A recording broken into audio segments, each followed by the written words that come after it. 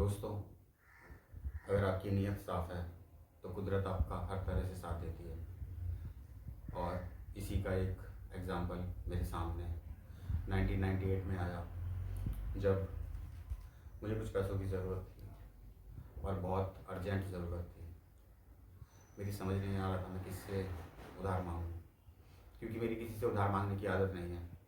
मैं सिर्फ कुछ लोगों से ही पैसे मांग सकता था और उन्हीं में एक नाम था कर्नल भट्टी का।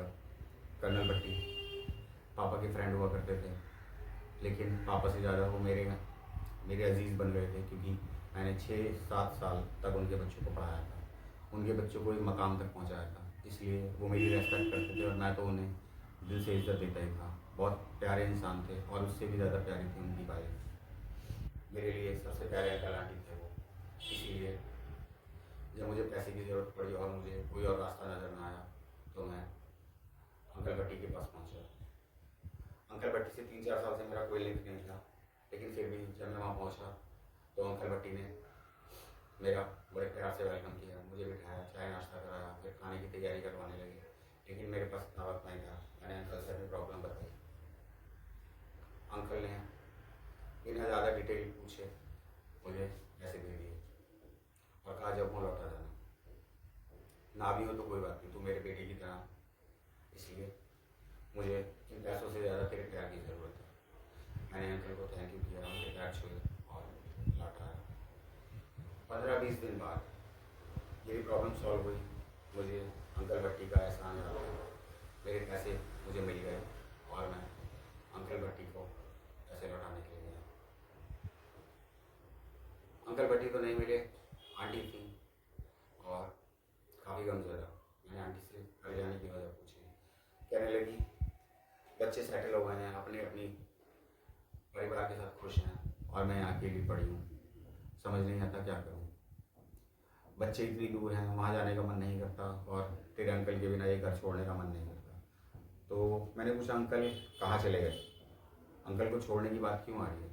कह रही कहने लगी देख वो हैं तेरे अंकल। और मैं हैरान हो गया, दीवार पे अंकल की तस्वीर टंगी थी। मैंने पूछा ये सब कब हुआ। 20-22 दिन पहले तो मैं अंकल से मिलकर गया हूँ, उनसे पैसे लेकर गया हूँ। आंटी हैरान हुई, कहने लगी तू पागल है क्या, तेरे अंकल 1 साल पहले ख़त्म हो चुके हैं।